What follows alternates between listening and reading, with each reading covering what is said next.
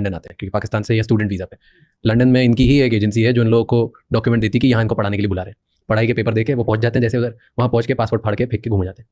फिर घूम के इधर उधर जितना टाइम घूम लिए, घूमने के बाद जाके सरेंडर कर देते हैं कि हम भग के हैं, हमको असाइलम दे दो, हमको यहीं रहने दो, क्योंकि अगर हमको हमारे देश भेजा तो वहाँ मार दिया जाएंगे, हम किसी भी देश के नहीं है। और ये बस बोलते हैं कि हम अफगानी हैं, बताते नहीं कि पाकिस्तान के रूट से हैं, बोलते हैं हम अफगानी, हम किसी तरह यहाँ पे भाग भुगा के पहुँच गए। और पहुँच गए तो फिर वहाँ पे एक रूल है जहाँ पे 5 साल तक तुम्हें फिर वो वीज़ा देते हैं रहने के लिए। 5 साल तक तुम उधर रह लो, तो 5 साल के बाद तुम उधर अपनी सिटीजनशिप के लिए अप्लाई कर सकते हो। ये लंदन वालों को इस पर तकलीफ हो रहा होगा, इनको इन्हीं गधों ने अफगानिस्तान को हमसे अलग किया है, इन्हीं गधों ने पाकिस्तान को हमसे अलग किया है। पाकिस्तान के लोग जो पाकिस्तान में पैदा हुआ एज ए ह्यूमन, सोचिए उसकी कितनी दुर्दशा होगी। लड़कियों की हालत ऐसी खराब, उसका हस्बैंड कब एक नया दुल्हन लेके चलाएगा पता ही नहीं चलेगा उसको।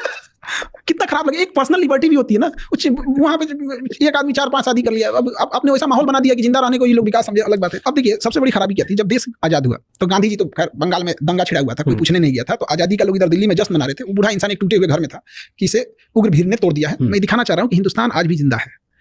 तो वहाँ लोग भले गाली देते हैं, जिसकी औकात अपने गांव के मुखिया से लड़ने की नहीं है, जिसकी औकात एक विधायक से लड़ने की नहीं है, वो उस गांधी पे आवाज उठाता है जो गुलाम देश में इंग्लैंड की महारानी से लड़ा था। क्या बोलिएगा इसे, खैर वो अलग चीज है, क्योंकि गांधी को मानने वाले भी गांधी के विचार वाले होते हैं। जब देश आजाद हुआ, सबसे बड़ी बेवकूफी हम लोग से क्या हुआ, हमारा देश है, कोई ससुर आया इसे लाइन खींच दिया कि इसके इधर इंडिया, इसके इधर पाकिस्तान, हम मान लिए। क्या बेवकूफी थी, चाहे उस समय सरदार पटेल हो, जवाहरलाल नेहरू हो। हमारे देश में क्या है ना कि आप एक नेता को गाली दो, एक को मत बोलो। भाई दोनों लोगों ने क्या किया, ये आपके ऊपर एक लाइन कोई खींच के चला गया, आप क्या करेंगे, तुम जाना है ब्रिटेन जाओ। उसने क्या किया, सेनापति कहा कि हमारी सेनापति 2 साल तक यही रहेंगे, जनरल बूचर था वहां पे, तो वो वहीं रह गया। आप 2 साल बाद मिटा देते उसको, जिन्ना मर चुका था, पाकिस्तान में जिन्ना के अलावा कोई नेता ही नहीं था।